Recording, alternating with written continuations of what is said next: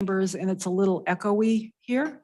So we're just kind of adjusting to the sound for ourselves. It is 4:34 and I will call the meeting to order.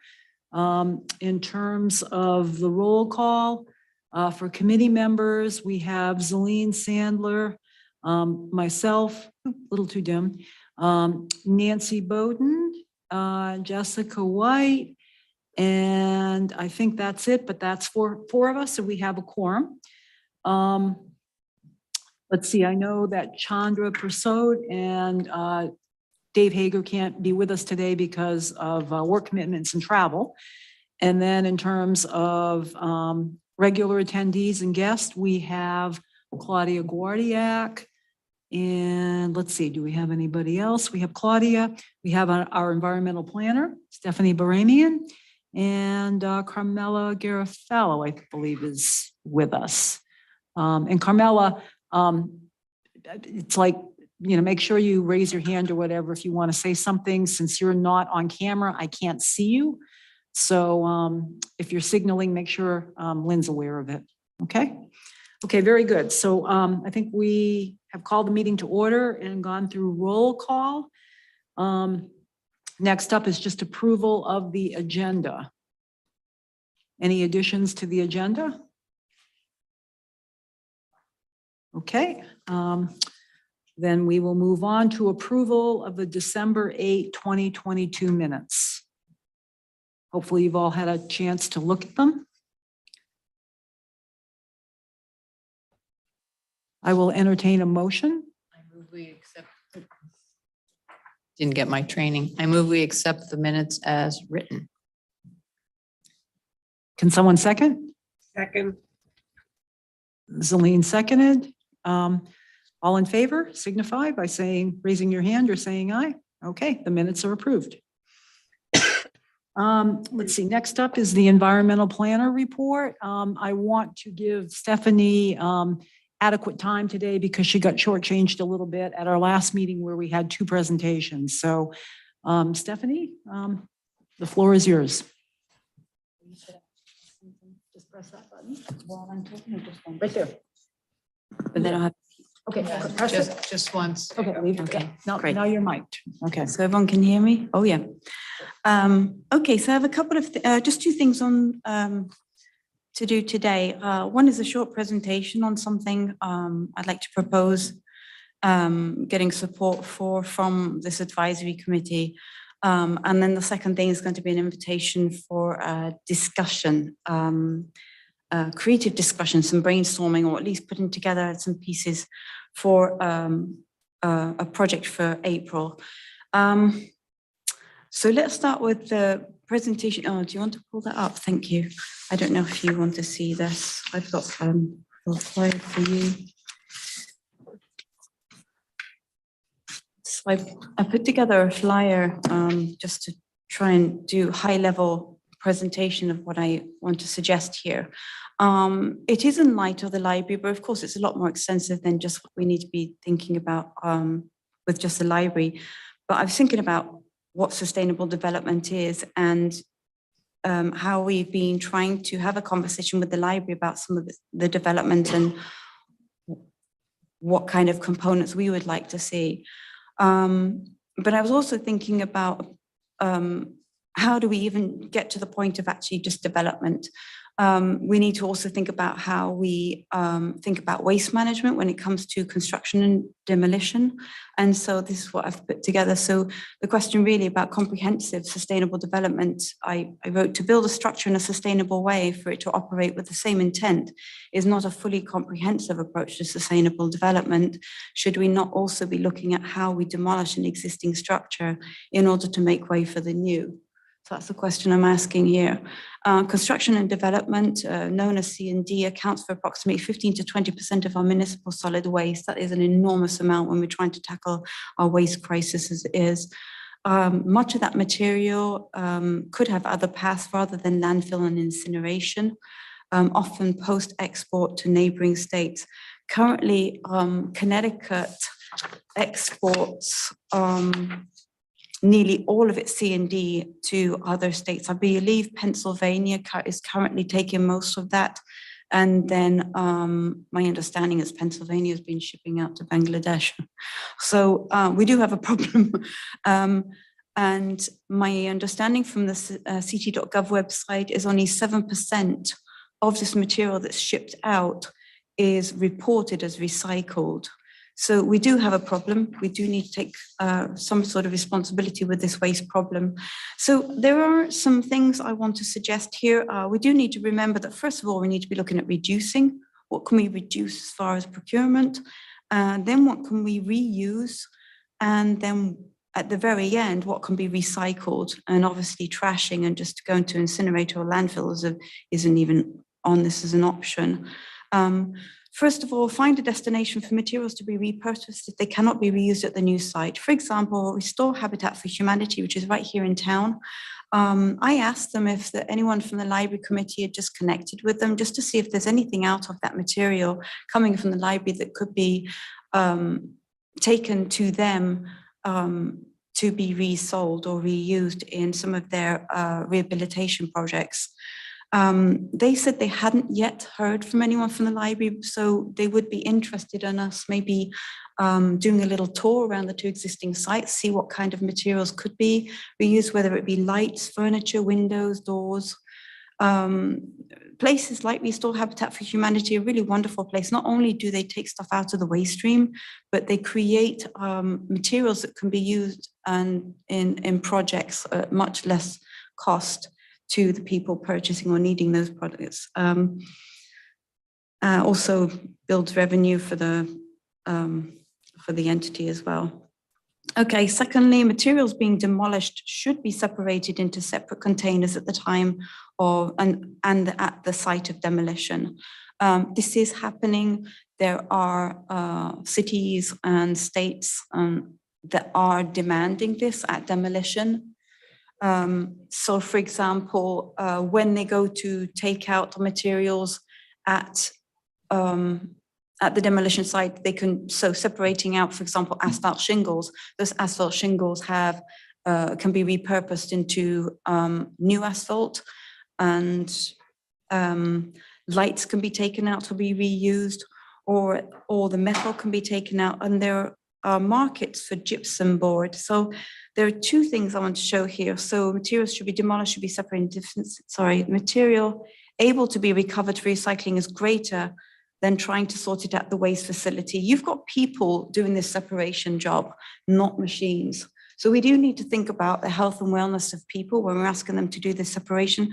Also things, for example, gypsum board, when that's being demolished, it's getting broken into pieces. When they're small pieces, it's just not possible to take that out and recycle it or properly dispose of it. So when you separate this out into its own container, it's a lot easier for us to be able to take that and take that to the right waste stream. And then of course, new demolition. New gypsum board actually can be recycled into other new gypsum board. So that's really important to know. There's a lot of wastage in construction. So it's good to be able to take some of this stuff that's all clean, but just not able to be used on the site. Go ahead, Nancy. Just thinking about gypsum board and maybe some other items, does it make a difference then how you demolish? Are there techniques that or some kind of a plan that we should be encouraging so that the materials are more usable?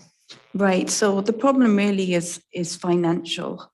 This stuff can be demolished in a way where it's separated out at the site. The problem is it takes more time and therefore more money. And the point I was making, and I was discussing with the team members in my department actually, is that a lot of our projects actually receive money. I believe the library project received $5.5 million. And, with that money, there could be some strings attached saying that some of that money should go towards the extra cost of demolition. So we can be more responsible for how this waste is managed. And this is really high level. This is really just an introduction to the topic, but I just find it's really necessary to talk about this now because we do have the library project starting soon. And if there's any way, if there is a path forward to try and integrate some of these ideas, I think we should at least try for it. And then the third piece here is as noted, and I think actually I just talked about this, excess material during construction should be separated out at that time as this clean materials more easily recycled. Other issues to consider in provenance of the construction materials, how sustainable are these sources? Sustainable procurement, for example. Good examples are FSC wood and pozzolans for the concrete work. So just wanted to introduce this as part of waste management and sustainable development in a more comprehensive way. Do others have questions for Stephanie? Yes. What is a pozzolan? Oh, a good question. And actually, Paul has invited me to do a presentation in February on a more comprehensive presentation on waste management. Pozzolans are fascinating, actually. In a nutshell, pozzolans are glass that's been ground up into different levels of grindings, but they can be used all the way down into a powder form. And instead of using the greenhouse gas intensive cement as an ingredient in concrete, they use the ground glass. So in a nutshell, there are greenhouse gas emission reductions by using this material. Secondly, the pozzolans are so I don't know if you know, but the glass that's taken for recycling cannot all be reused for bottle making, for other things. Whereas the pozzolans that goes into concrete work, all that glass has a potential to be used. So, and also it's a waste material that we currently have, and it's very local. We have 2 sites in Connecticut that actually create these pozzolans. So it's a win-win-win.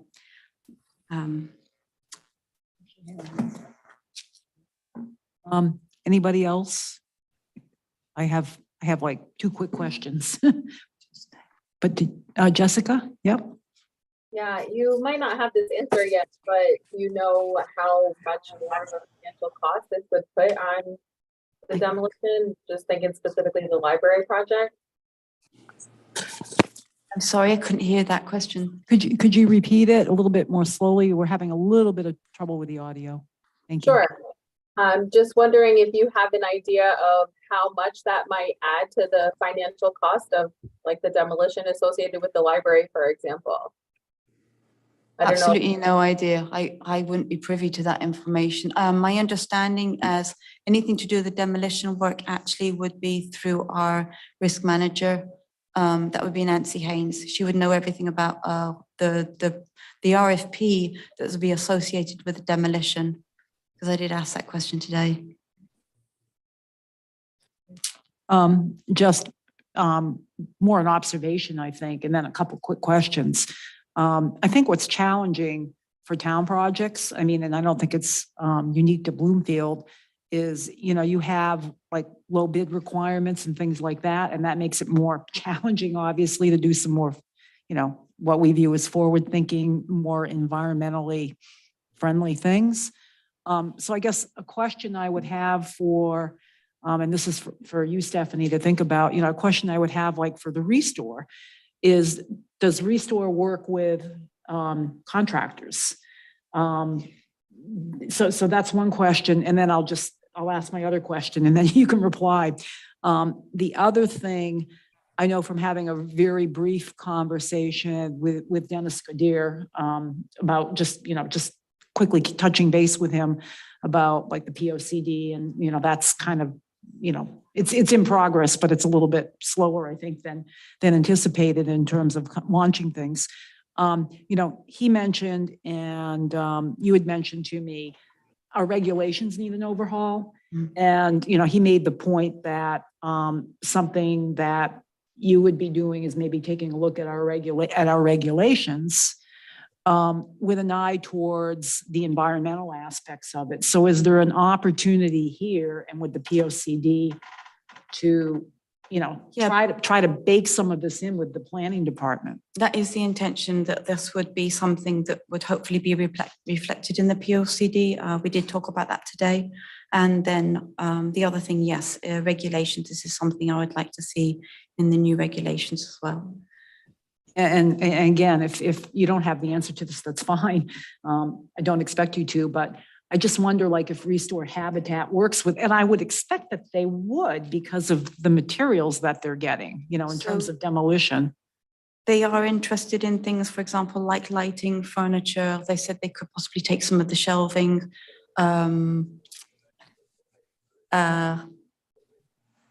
So there are things, interior things they would be able to take. They would not have the manpower to be able to demolish, take the stuff out themselves. They said traditionally what they do is the stuff gets removed and then put into like a container that they will then come and pick up. There are some things I would like us, maybe we could have our communications department actually do this as, if this is a building with some value items, for example, it could be I haven't been to the library. I don't think I've seen the interior, or not for a long time, but I'm not sure if there might be some nice crown molding or some carpentry work that might be of interest to, especially people who are trying to take stuff into their older buildings. Remember, the cost of materials is so expensive today. Even just your basic trim is just very expensive per linear foot. So it is possible where if we can get the logistics right, we could. It might be a bit too ambitious, but the thing is, it doesn't mean we can't at least attempt to see if we can. Well, we can Address some of certainly, this. we can certainly ask the question, and is there an opportunity, I know very little about demo. A couple of projects I've been involved with in terms of just peripherally by being on committees. I know often what's happening is you're taking a wrecking ball kind of to a building, and it's not very, specific, I guess, in terms of salvaging things. Mm. But, I guess the question is there an opportunity potentially to do some of that anyway? It's like, it's a good time to ask the question because nothing's happened yet. So, Right. okay, good. Well, I was just going to say that if we can do some things, it's like planting the seed that this is something that you can do when you're renovating or rehabbing a building. So even if we picked a few items that would be maybe the easiest for someone to carefully remove, that the Restore or anyone else feels particularly interested in, then at least we're starting and we're setting an example. So The other thing we can consider is let's not underestimate the will of people to volunteer. If you've got Restore, which is run with so many volunteers, and we have people in the community with some of their skill set who say, you know what, we don't mind turning up on one of, say, 3 days to go in and, if they know what they're doing. Many of us do have some experience with them, deconstructing, and we could have these things carefully removed before the big wreckers come in. So I think it would be nice to attempt to see if we can get maybe a 3-day period or something like that on the schedule where we would be allowed. I'm sure there'd be insurance issues involved here. So, but it doesn't mean we shouldn't attempt maybe something. Right. So I'm going to kind of wrap up this portion of Stephanie's presentation. Bob, you have a question, so go ahead. Yeah, one of the ways you might do something in that direction would be to try to look for bidders that in other areas that have done more salvaging when they demolish something. Mhm. And so that they already have the economics of doing it, and hopefully they might be a little bidder. The other piece to the economics is when they put everything into these containers, you've got the hauler taking it probably to a processing site that I would imagine be another entity doing that. There'd be a cost to sorting through that stuff and picking out recyclables. So I'm wondering if it's also a matter of just shifting where the money is. allocated, less to the sifting and sorting at the back end, and more on the front end doing the separation. So it might be a matter of just managing the money that way. It's just a question worth asking, I think. So I mean, I think this is good, very good. And I think the idea of planting the seed and, the longer term view is an opportunity to revise our regulations in a more environmentally sustainable way. But just to ask the question in terms of the glide path for demolition, I don't know how far along we are in terms of picking people and things like that. When I say we, the town, but just is there an opportunity for some, low hanging fruit, so to speak? And to Nancy's point, planting the seed in terms of being able to salvage and reuse materials along the way.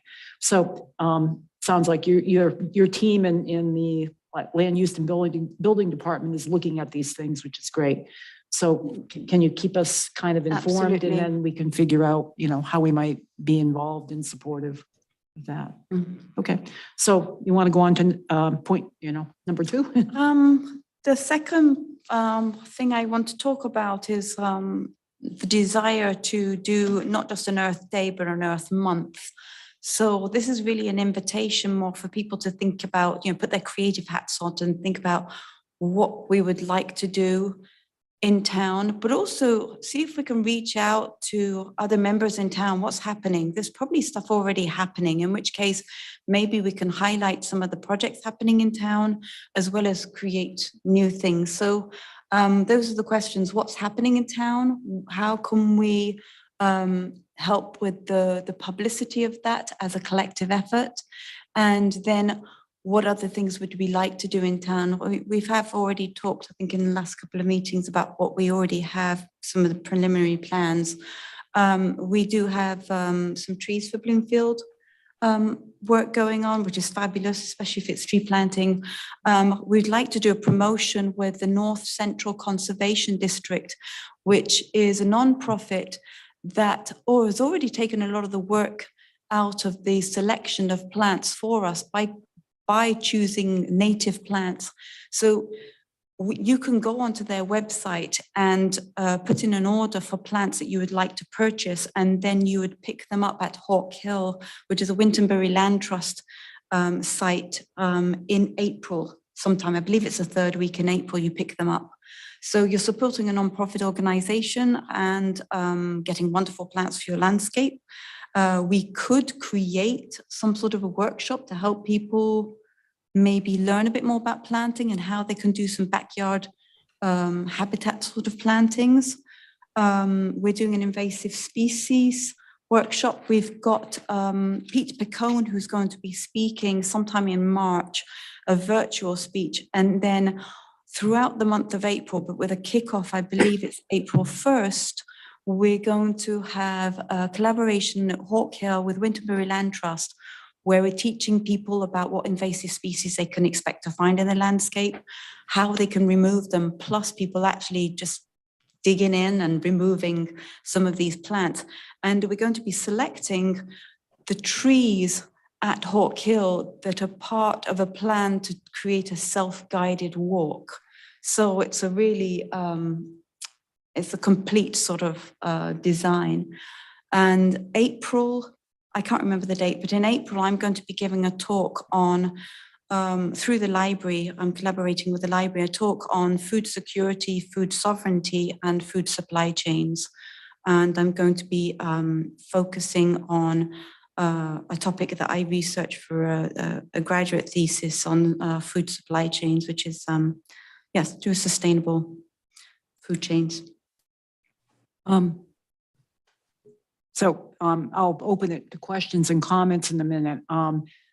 Two things that I just want to mention. And yeah, first of all, thank you, Stephanie, for kind of mentioning the fact that there's an effort underway to be coordinating calendars so that we're complementing and not competing with each other, so we can kind of cover everything. We are going to have another shred day in April 29th. That's all lined up, and an electronic recycling day. So that's part of it. Stephanie mentioned the tree trail unveiling, and hopefully that will happen. there's a couple people that have work to do on that, I being one of them, involved with the land trust. And we were hoping to do that on Earth Day.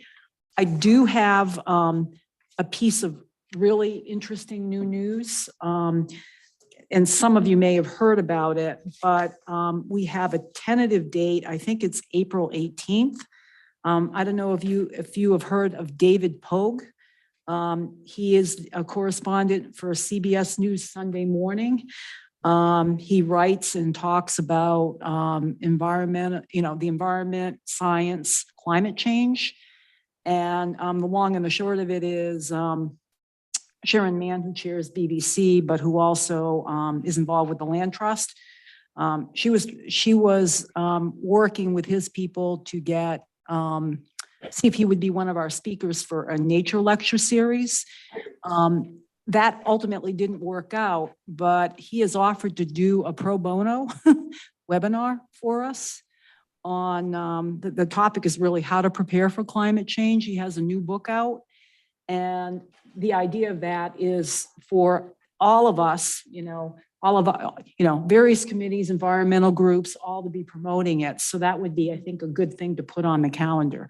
And if you can let us know when your food thing is, because we want to make sure we're not not competing on that. Do people have questions or comments for Stephanie on the Earth Month ideas?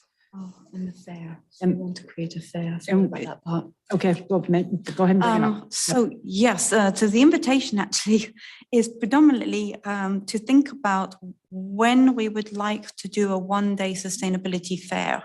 And that's where we would get nonprofits and for-profits to really promote things all to do with sustainability. We can create the parameters ourselves. I wouldn't mind creating a core group of us to help put that together.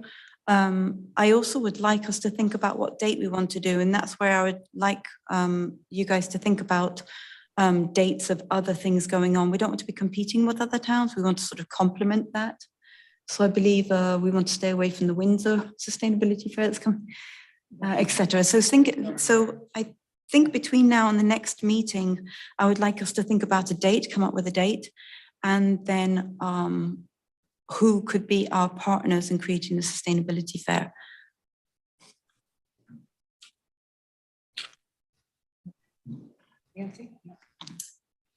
I believe April 21, and I think it's the 21st, is going to be a worldwide day of action about climate change. And so I would hope that we could draw attention to that.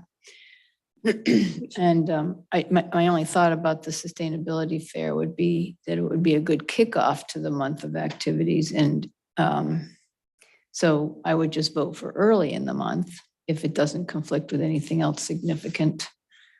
And then, from there, other things could branch off and or be promoted at the fair. I like that. Other comments?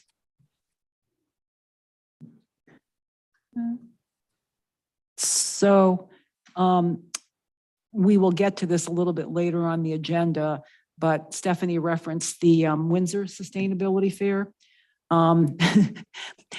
It was scheduled last fall for October 1st, the same date as Shred Day, and got kind of tropical storm remnanted out.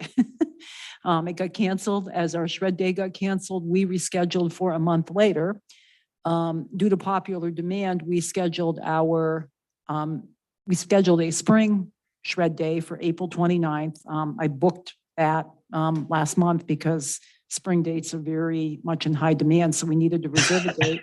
And lo and behold, the Windsor group has scheduled the makeup date for the sustainability fair for April 29th. So we'll get to that a little bit later in terms of participation. Do we want to participate, whatever? And I think the group needs to talk about it. But anyway, great minds think alike, I guess. Okay, do you want to wrap up? I have a suggestion. Well, I was going to ask Claudia what she thinks of this. I was going to write something, but if Claudia wants to do this, getting people prepared for e-waste day. having them understand what really goes into e-waste so people can start collecting them, get a box ready for it, ready for that, because I think that's a very important thing to do, try and collect as much e-waste as possible. And I do have a date for that talk. It's April 4th, the talk. It's at 6:30 and it's on a Tuesday. So April 4th. Sorry, what time again? 6:30 p.m. Thank you. and it's through the library. They'll be doing a promotion. Cool. Okay, it doesn't compete, which is good.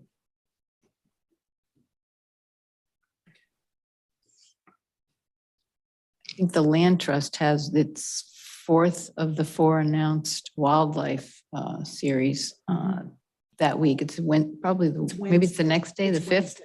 Yeah, and I believe Typically it's Wednesday. insects, or some subset of insects, buzzing and biting, or some kind of title like that. So that's a good one for climate as well. So I will make one comment, which we can maybe talk a little bit about, and this is incumbent on us, I think, to provide, to feed Claudia, to feed Claudia content for the Green News. Do you want to say something, Claudia?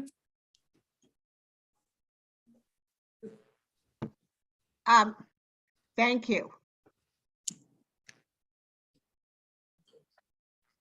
Is that what you wanted to say, or do you want to say more? Yes, that's all. I was just waving in appreciation. Sorry. I forgot it was a symbolic thing. No, I think one thing we came out of the November, one thing I took away from the November Shred Day event is how much material gets brought to Shred Day that shouldn't be brought to Shred Day. It should go in the blue recycling bin, there's just so much opportunity, I think, to do education and outreach. And, I'm thinking if we can do recycling tips, Claudia did a very nice article for the Green News. Was it last week, Claudia, or 2 weeks ago? Which one? It's blurring together. I apologize. You did a very nice one. I've been thinking about food waste lately. That's Yeah. That was new it. thing. That was it. And what you Okay. did for composting, and you did a very nice article just in terms of what you do personally. And it was just kind Oh, of a yeah. nice way to kind of launch the idea of recycling and recycling tips. That's the first article I've written in the Green News that actually got feedback from the general public. Good. It's great. cool. And people liked it because there were tips. Yeah. And yeah, that's what we need to do, I think, is tips. I mean, it's like the one thing that comes to mind, which is not very original, is, the notion that the black plastic containers can't go into the recycling and put them in the trash. It stinks, but that's kind of what we've got. Yeah. But just the e-cycling, start putting stuff aside. The fact that Take Two accepts batteries. It's like save your batteries because they will deal with them. So anyway. Those wires. Yeah. Okay, at this point, I'm gonna move on. I think this has been a very robust conversation, and thank you for that report, Stephanie. All right, new business. I've already talked about that. The first thing on the agenda, Shred Day. I did get a nice commitment from the council that they would, the town would come up with the money to support a spring event, because we don't have enough in our little CEC budget this fiscal year to offer a spring event with a couple of trucks. So fortunately, I'm saying this half in jest. I think a couple of council members got phone calls from the public about being disappointed that when they went to recycle, we were gone because the truck filled so early. So anyway, I threw myself on the sword at a council meeting and apologized kind of right up front about disappointing people. And, you know, I think people overall were understanding and very nice, but there's a huge demand for this. But again, we need to educate people on what properly should be brought to this event. So we've got that ready to go. If there aren't any questions, I'm just going to move on to the Windsor Sustainability Fair. It's been rescheduled for Saturday, April 29th with a rain date of April 30th. We had planned on participating last year with a couple of members, volunteers, maybe going over and setting up. I think it starts at 11. And then, you know, I was going to run over to the Windsor Green after we were done with Shred Day and kind of, you know, staff the table. Are people interested in participating? We were invited because this committee has a reputation for doing very good things. And, you know, that's why they wanted to include us. What are people's thoughts?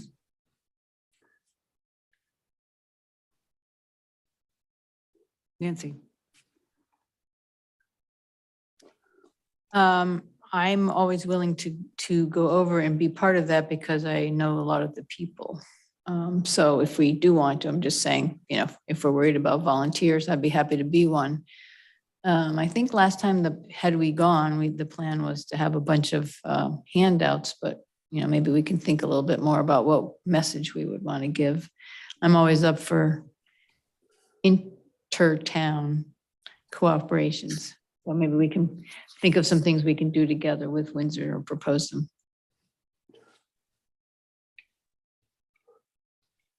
Other thoughts?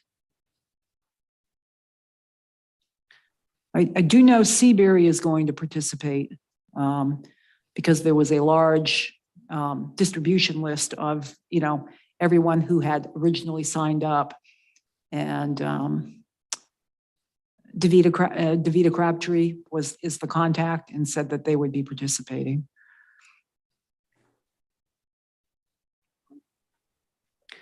Is anyone against it? Okay, well, I think since we have an invitation, we will attempt to replicate what we plan to do. And I think we can certainly come up with content and things to share. So not a problem. All right, I will let them know. The next thing on the agenda is a letter of support for a town beautification committee grant. And I just wanted to describe it to the group and get support for us providing that. Letter of support, I would be asking Zelene to help draft it. Sure. Yep. So here is the project, which I think is a great concept. There's been a lot of work, you know, not high cost, but effective things going on at the Farmington River Park. And there have been some neat activities there. And I do want to describe one recent one that is pretty phenomenal, actually. But basically, the Hartford Audubon Society provides these small grants.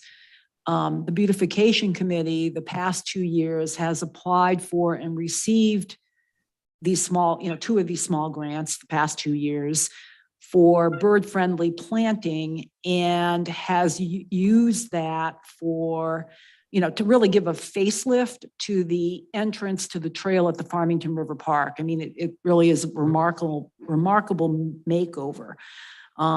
One of those grants was combined with a grant to the Wild and Scenic, the Lower Farmington River Salmon Brook Wild and Scenic Committee for GIS trail mapping, and for some signage for the kiosk, and the town ended up spending some money to kind of rebuild the kiosk so it, you know, really looks much nicer. So Hartford Audubon advertised that they have they're making some of the grant. They're making the maximum amount available a bit larger this year. So the BBC, Sharon Mann and David Malesko had a conversation and invited me to participate. I serve as one of Bloomfield's representatives to the Lower Farmington River Wild and Scenic Committee, so I could, wear that hat. And the concept is this, to apply for a grant to create really a bird trail, a birding trail or a small bird trail in the Farmington River Park with some storyboard signs and maybe a small kiosk at the start of the trail, talking about what kinds of birds you're likely to see there. And this ties very nicely with a project that the Wild and Scenic Committee funded last year to do a bird survey by Jay Kaplan of Roaring Brook Nature Center along the Lower Farmington River. And so one of the places he surveyed was the Farmington River Park. So he actually went there 3 times and generated a list of the birds that he identified. He didn't see very many of them, but the good birders hear them and they know what they are. So the concept is the birding trail, and coupling that with getting some nice sturdy benches to place along the trail. So the idea is to go to both the Hartford Audubon Society for the bird trail concept, go to the Farmington or the Wild and Scenic Committee for the benches, and that ties in very nicely with what recreation being considered an important resource available by the Farmington River. Recreation activities that you can do along the river, birding, boating. There's lots of stuff you can do, obviously, right? Walking, hiking, photographing, photography, and all of that. So the Hartford Audubon grant is due mid-February, I think it is, February 15th. The idea would be to submit an application to both the Lower Farmington, I'm going to call it LFISWIS, because that's the acronym we use for the Wild and Scenic Committee for the Lower River. But to submit, here's the project describing the bird trail and the benches, and to ask, one entity for the bird, the bird trail and the storybooks and the signage. The graphic design, would be done by Sharon Mann, who is a very talented graphic design person. So that would be all volunteer time. The town would be doing all of the installation. And I've regaled you with kind of a complete description of it. So I guess what I'm hoping for is the committee is on board with us providing a letter of support for the grant. Grants, plural. Well, I can speak to some of that. I've been working with Sharon a little bit. Good. Go ahead. And, especially with the Hartford Audubon. I was the one that first brought the grants to the attention of the BBC. We're working on the storyboard. She had asked me to identify 9 birds that you might see along the river. And those will be described at various places along the bird trail. And we're going to link it in with the Merlin Bird app so that if you hear something, you just record it on your phone and it will tell you what that probably is. It's a really remarkable app. Sharon is about to submit the grant application, and I think she's asking, well, most of the grants are going to be in the $1,000 range, which was what we had been getting. But this year, Audubon decided that they would give something up to $5,000 for 1 or 2 projects. I don't think we're asking for 5,000. I think we're going to be asking for 1,000 again. It's a great idea, and I don't know what else to say. Hopefully we can have a bird walk there in the spring when we're most likely to see the most birds in May, best time of year. So that's in motion. It's pretty well, I think the grant application is pretty well firmed up. So it will be ready by the deadline in February. Yes, that's my understanding. My understanding is we're going to the Wild and Scenic Committee for the benches which will be the more costly part of the entire, Right, the right, project. right. But this would be a very appealing project to the Wild and Scenic Committee, especially since we're using results of a study by Jay Kaplan that was funded by the committee.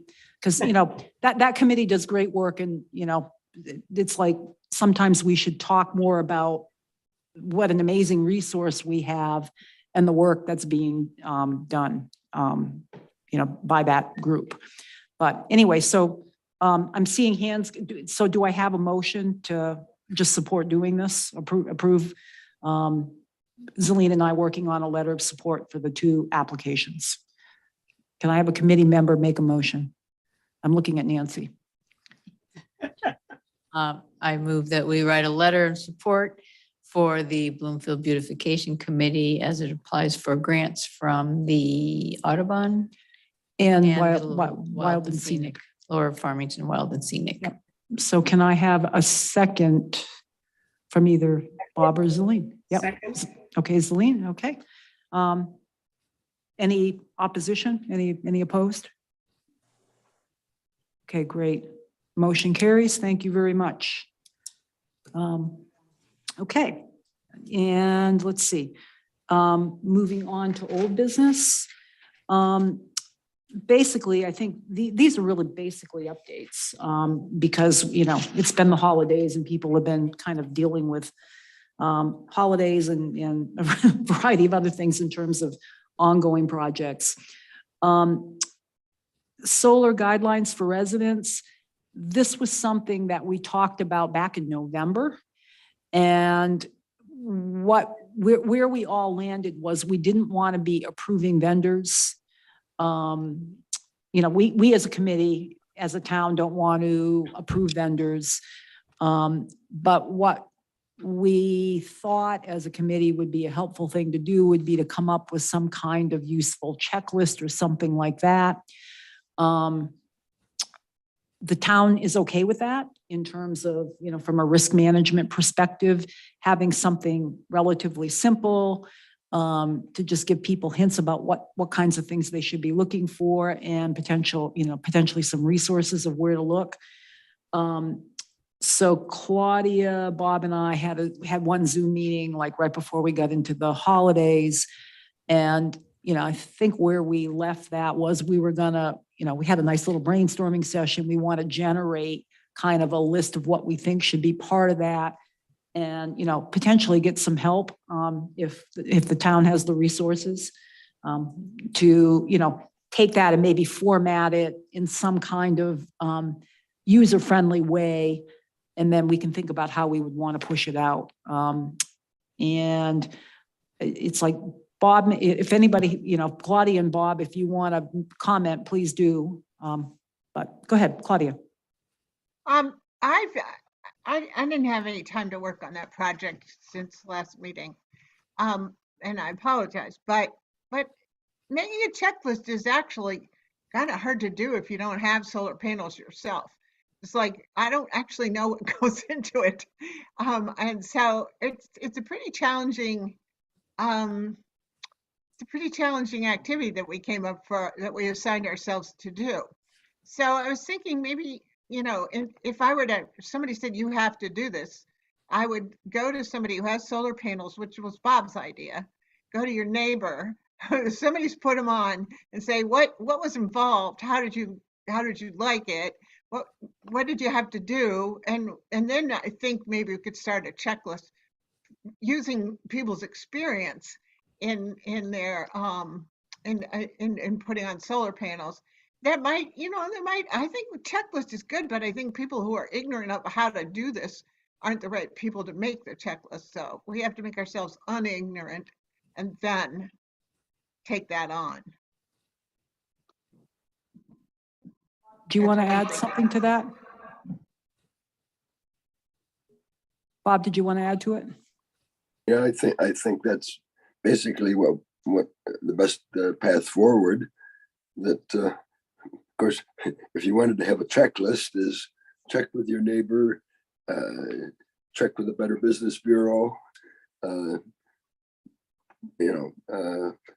check Facebook pages about experiences with solar panel installers. Yeah, and I'm actually, Stephanie wants to say something. I'll just add this.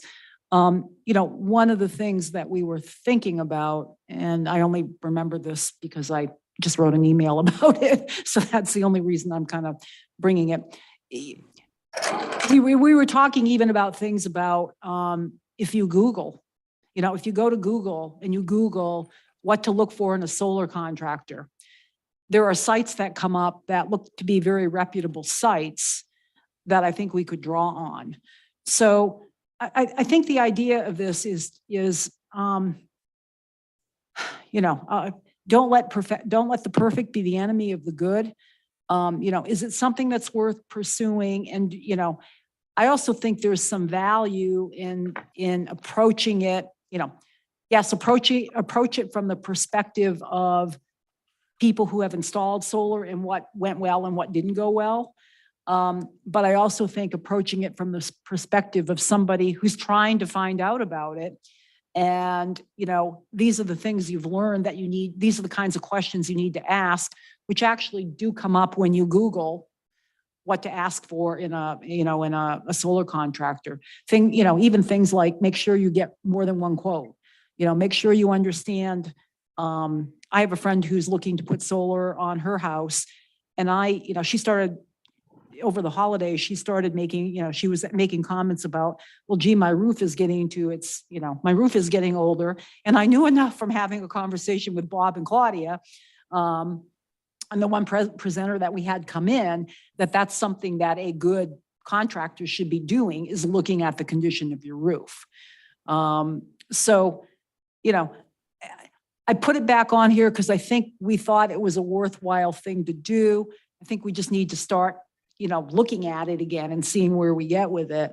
And again, I don't think we want to worry necessarily about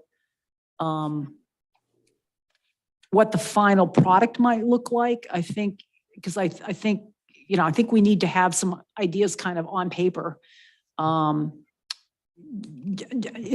terms of how to go about it. And then I think we can think about how to package it potentially, and how to do some outreach.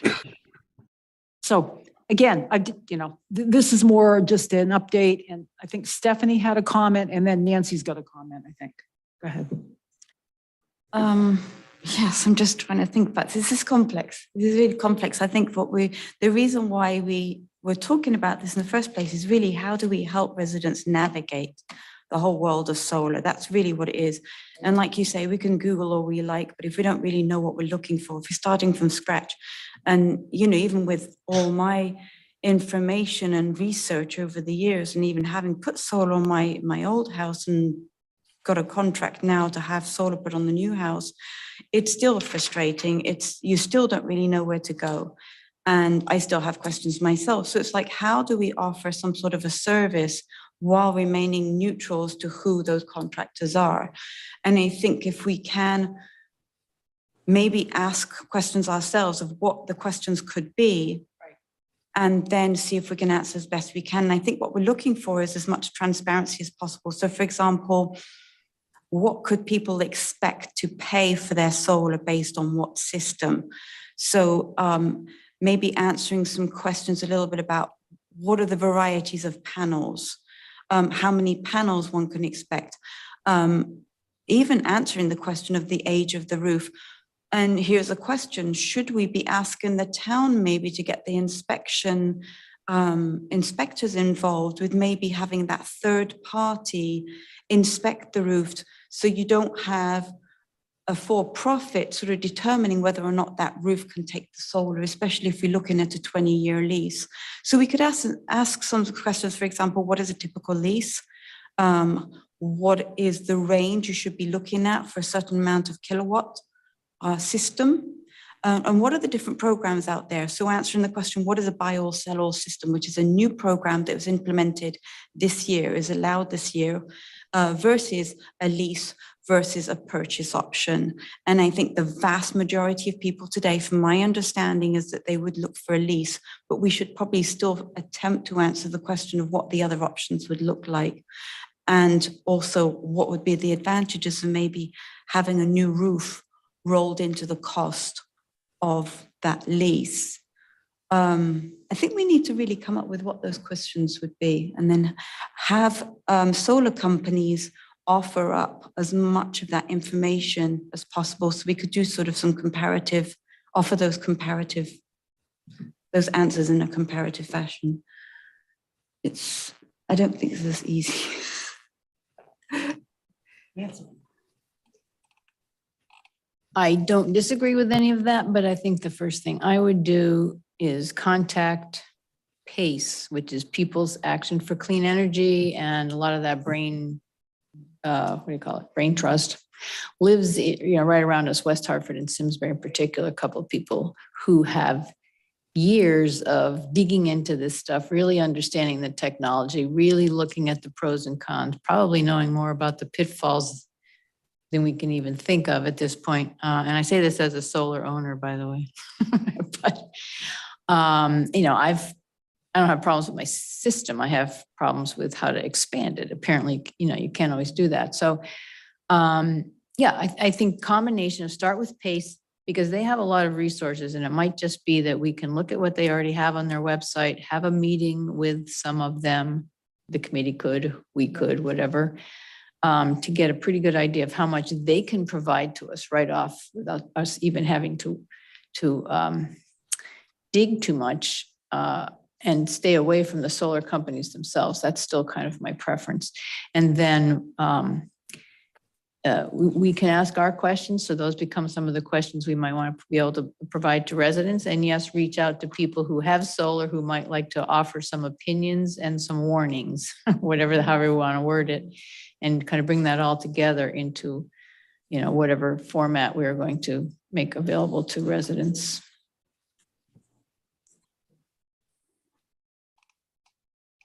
Okay, so anything else? I think the idea of contacting PACE, who had reached out to us anyway prior to the holidays, is a good step. And can people take it upon themselves to just generate a list of questions? Because I think, that's something we can do just in terms of getting something on paper to start working with. PACE may actually have we may be able to point residents to PACE's website if they've got some, a dedicated section. And that may be a good way to go. Yeah, Claudia, go ahead. I'll get in touch with Paige. Thank you for Okay. that suggestion. Great, thank you. Do you want to say something else before we move on? Yes, we can also ask PACE. Well, first of all, the intention is to bring people who like the PACE group to the sustainability fair we'll do, so we can prepare for that sort of outreach opportunity. But also PACE can speak to other things such as heat pumps. Yep. And how that ties into your solar, because you can actually oversize your system now, something you couldn't do before. This is a new thing you're allowed to do. You can oversize your system with the intent that you're going to be purchasing that electric vehicle or having heat pumps or even battery storage. And so these are complete systems. We need to be looking at this in a comprehensive way, and PACE can really help us navigate that and offer that education to the public. Okay, great. So thank you, Claudia, for offering to contact PACE. And it's good. We need to circle back to them anyway about the heat pump questions. So that's good. Welcome to our town manager. I just want to acknowledge he's here. Hello. Let's see. Next up is artificial turf. I just wanted to provide a short update on that. I did not attend. There was a Rockwell Park Committee meeting in December, which I had told the committee I was going to attend. I ended up not attending because I chipped a tooth and I was at the dentist instead. But I did send a letter, just laying out concerns about there being a plan, not having a natural turf option as part of the plan, and some of the concerns that, we've had raised regarding artificial turf. The committee did not approve, the committee had at its December meeting a figure showing what the cost would be of kind of the preferred layout with natural turf. That was added. And thanks to the town, the town for doing that, for kind of adding that in, I think in part as a response to some of the concerns and questions we were raising. So that's good. The committee did not move ahead with any kind of recommendation because they need time to digest the information, and they are listening. They are concerned, and I think they want to not be rushed into sort of endorsing a plan, with synthetic turf without knowing more and having more information. So my understanding is that there was going to be an attempt to get some additional information about some expertise in terms of environmental impacts of artificial turf.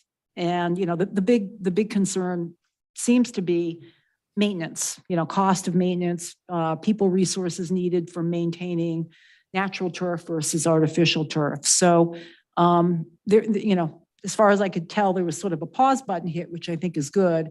That being said, there's a bill that's been introduced in the Connecticut legislature. It's been brought to a committee by a representative. I sent that out.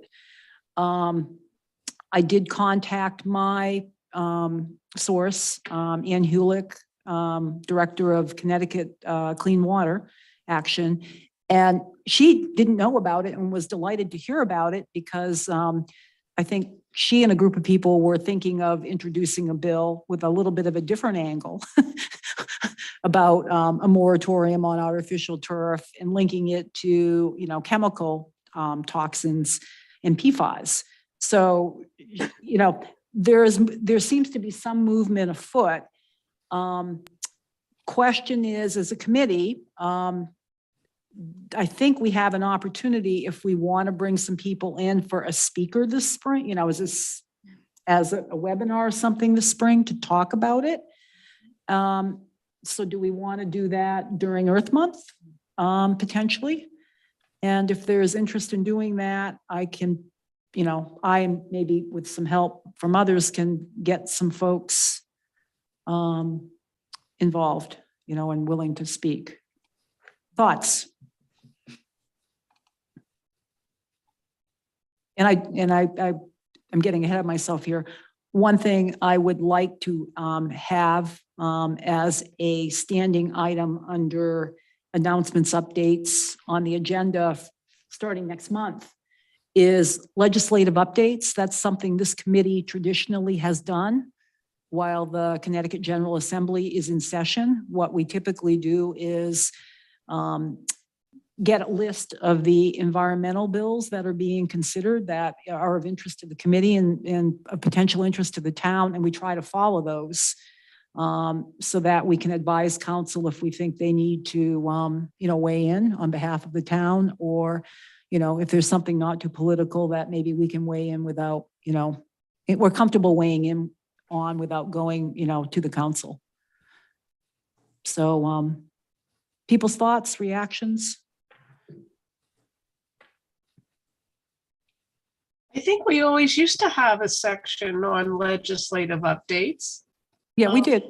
Yeah, but it's been quite a while, so I think it's a good idea. Great. And the artificial turf, I have mentioned doing this. I have not, I've had offers extended to me of, being able to be put in contact with people who might be willing to speak. And I've sort of told people, thank you, and we are interested, but I haven't pulled the trigger on anything. So Are people interested in maybe trying to schedule something? If you want to say something, yeah, go ahead. I just have a thought about how, one of the questions also is how do we maintain natural turf? And if one of the things about natural turf is the health and wellness of the players or people, using that turf.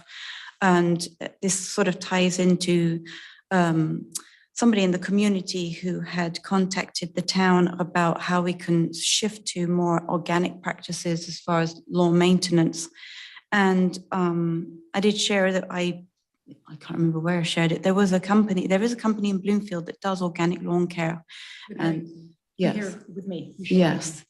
So I think we might be able to partner maybe a talk on artificial turf, the advantages of it and the disadvantages. And that if we're going to do a natural turf, that we want to get it right from the beginning, because one of the problems of shifting to organic lawn care is the transition. It's expensive, it takes education, and it's not easy. We're better off if we're going to do organic lawn care, we need to do it from the outset. So it's really at the point, if we're going to do not natural lawn care, it's at the point of installation that needs to be organically maintained. And through education, and we have fantastic people in public works who know what they're doing. We could quite easily do this should we get it right in the beginning. So it's just an idea to partner those two talks. I guess I'll opine personally. I think that's a good idea. We should do both. Thumbs up from people if you think that you're pursuing this and trying to do some type of forum webinar. And, we can see what dates people are available and then get working on getting it going. Okay, good. All right. We have our marching orders. We will get that done. Comment on legislative updates. Of course, the legislature is just starting, but bills start to get proposed, and I think they get proposed or submitted to committees pretty early in the whole process. So I have registered to attend the Connecticut Conservation Voters Environmental Summit, they call it, that they have every year at the beginning of the session to talk about what's on the horizon in the legislature. So I'll volunteer to do a report for February, and that might help us determine which bills are we most interested in following, because there's always dozens and dozens of them. So if I think the best way to do the updates going forward for the rest of the session will be to hone in on the ones that we feel most curious about or most vested in. Right, and I agree. That's a great suggestion, and thank you, Nancy. When is the environmental summit? Do you know offhand? 24th of January. Okay, yeah, And I okay. think it's in person, but also an option for Yeah. Zoom. It is an excellent, I've gone in years past. I haven't gone recently. What we've typically done as a committee, at least in my experience, is we've relied very much on the Connecticut League of Conservation Voters list of bills to follow. And I think we've also looked at the Sierra clubs in Connecticut. And as a committee, we've looked at those two lists and kind of honed in on what bills we want to track. And then what we've done is we've kind of divvied up the list depending on each of our kind of passions and interest. Chandra's not here tonight, so I'm kind of picking on her a little bit, but I'm asking her if she'll be involved because she actually has a new job and is working down at the Capitol, but she's going to have her own bills to track, I'm sure, in her job capacity, but she kind of, I think, knows how things work and can, advise us in that respect. Okay. All right. Trees for Bloomfield initiative. Just very briefly, we are in the process of writing up a report with what we need for the town to get reimbursed. And, it's really been, I'll just state how energetic, how energizing it is, because a lot of the grant match was hours of volunteer time by town staff, by residents, and that work, people maintaining work logs, all of that kind of thing. So we're very close on getting that done. I'm working on it with Sharon Mann and Dan Carter. And actually, it's good that we've been working on it because the Connecticut Urban Forest Council asked us if we had something, to give them an update on and to provide. And we're basically very close to having that. So the answer is yes. We're doing that because we want to go after grant funding, either from the state or from other sources to do the same type of project again. We've been talking loudly about planting 100 trees this year as opposed to the 81 we planted last year. So hopefully it'll all come to pass, but we're already thinking about what we would do and what improvements we would make to the process. So that's what's going on there. And we have planned a number of other fun events. We are going to do the photo contest again this year. So we're kind of teeing up the same kinds of events that we had the past 2 years. Okay. Recycling bins is just very much of a kind of residual thing. I know Stephanie Glenn Garrity, our facilities manager, and my husband, Kevin Goff, who, used to be on CEC and was very interested in recycling. The three of them are meeting tomorrow. He's put his hand up to help kind of work on various initiatives, and the three of them are meeting tomorrow. And Stephanie, do you want to offer anything else there? Yeah, I just want to add to that. I also had a meeting in Seabury today about a separate project actually, but they're very interested in recycling and they have a lot of initiatives themselves and they work quite a lot with TerraCycle, and there is potential for us to partner with them. Yes, and I did share with them that we do have access to a budget item where we could get some funding to help with any of that does incur any costs. So it's like watch this space. Excellent. Okay.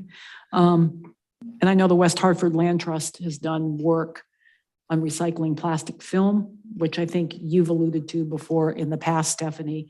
And anyway, we can talk offline about that. I'm hurrying a little bit on this old business because I do want to give Zelene Sandler an opportunity to talk about the Connecticut Christmas bird count and, general comments you would like to make, and then Bloomfield specific.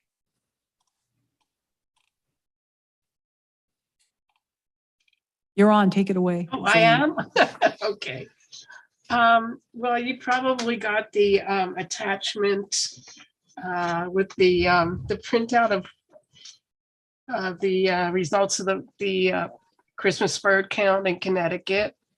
That was compiled by Jay Kaplan.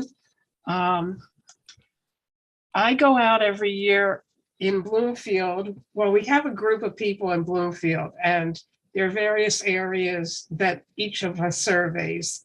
I do our farm. I've been doing our farm for the past few years. Turned out to be a nice day instead of usually it's the coldest, horriblest day of the year, but it was very nice.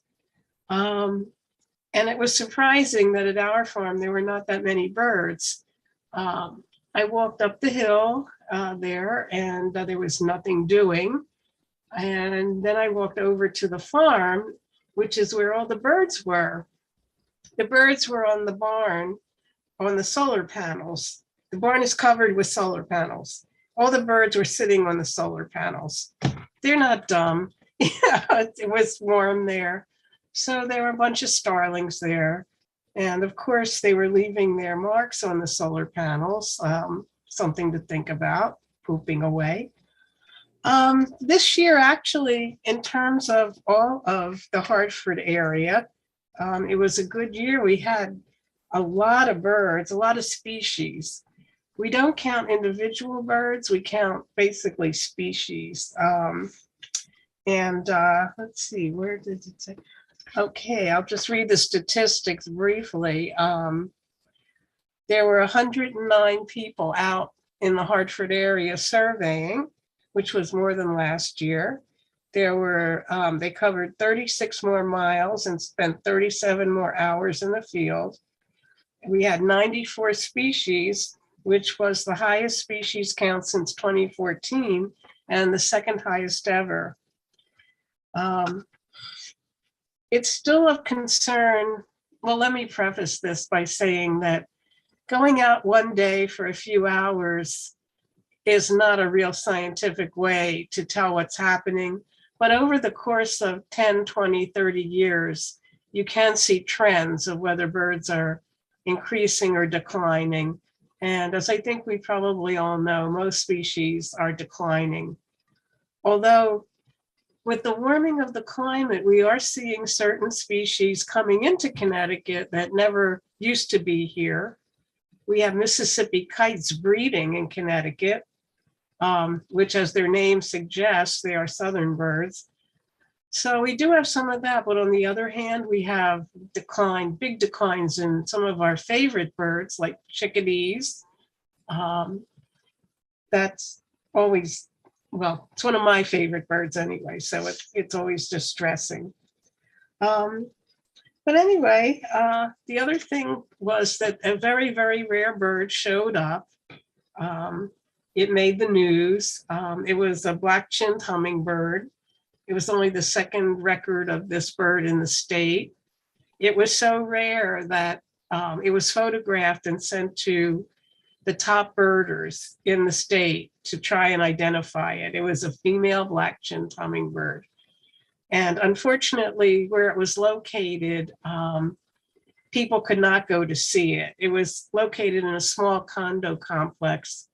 And the person who lives there felt that it would be very disruptive. And the condo people would not enjoy having swarms of birders, probably from all surrounding states too, showing up at her feeder. But we can enjoy the photographs.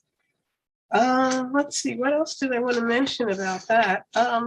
Well, I think it was a good year. It was a successful year, although, as I said, our farm was sort of a bust. I usually see bluebirds and chickadees and other such creatures, and they weren't there.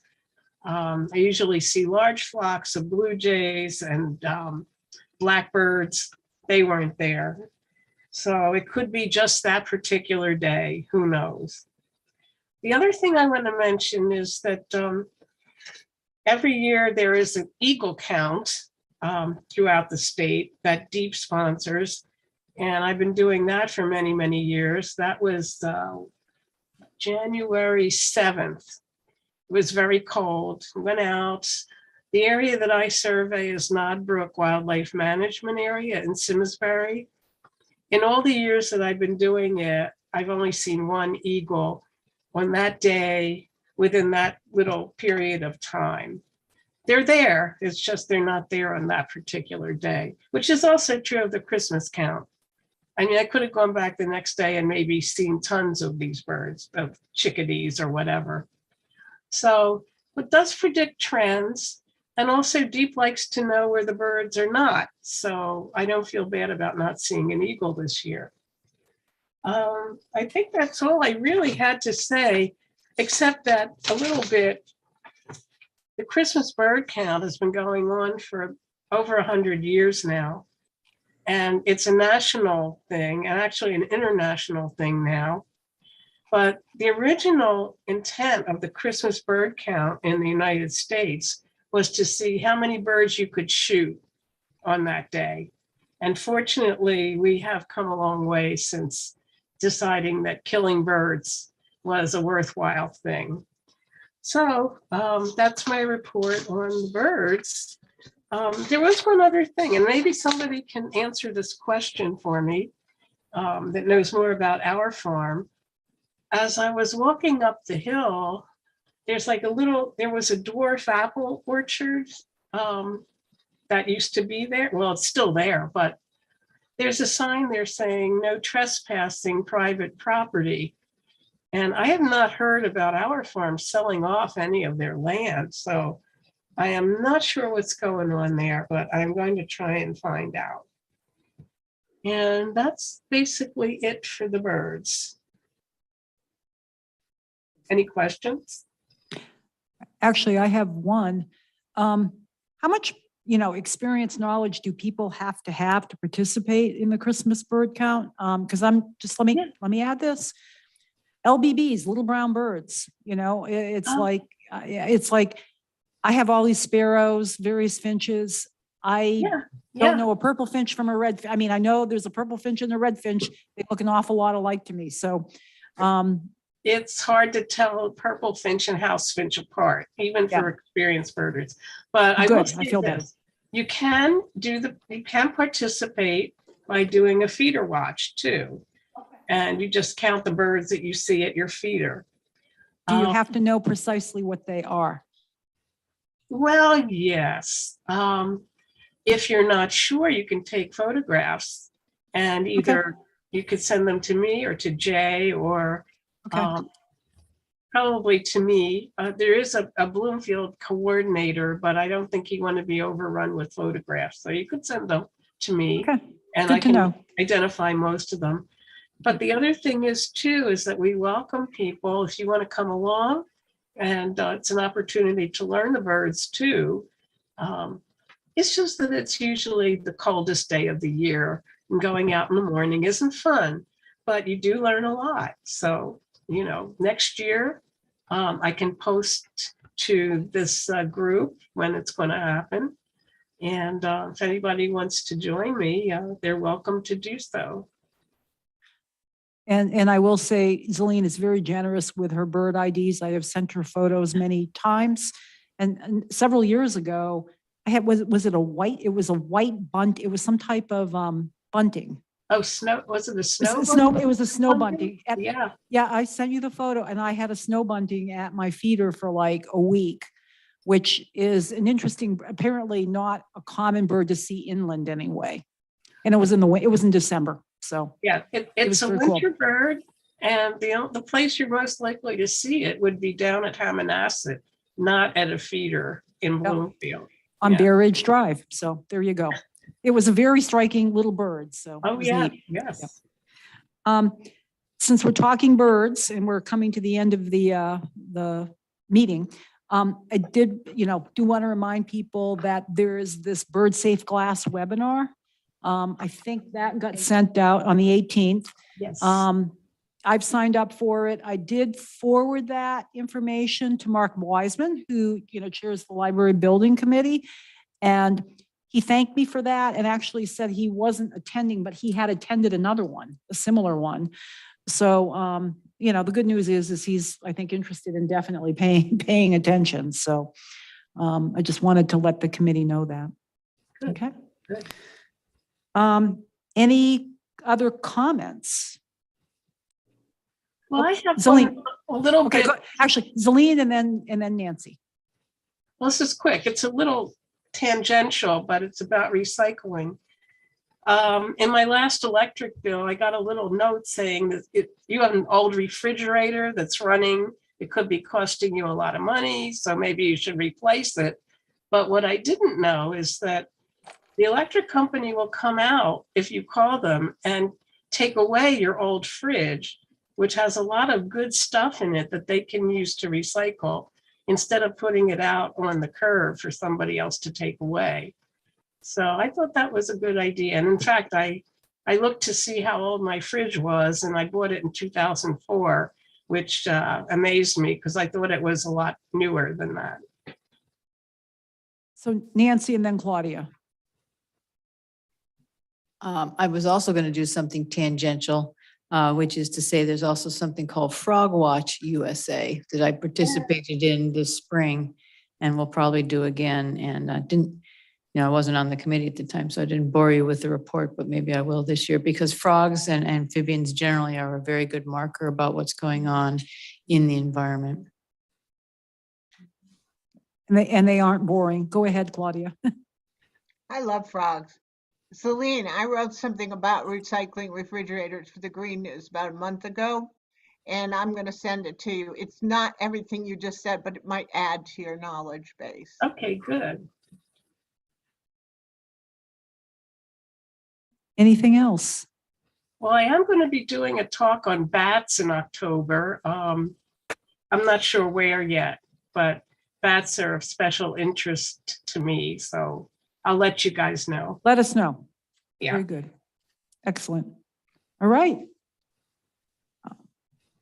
Motion to adjourn? Oh, public comments. Yes, sorry. I thought that's what we were doing. Do we have any public comments? Nope. Carmela? Yes, I Oh. wondering about a possibility. Stephanie had a lot of good information and she had some good dates that it might be good for us to have ahead of time, and probably they would appear in the minutes, my guess is.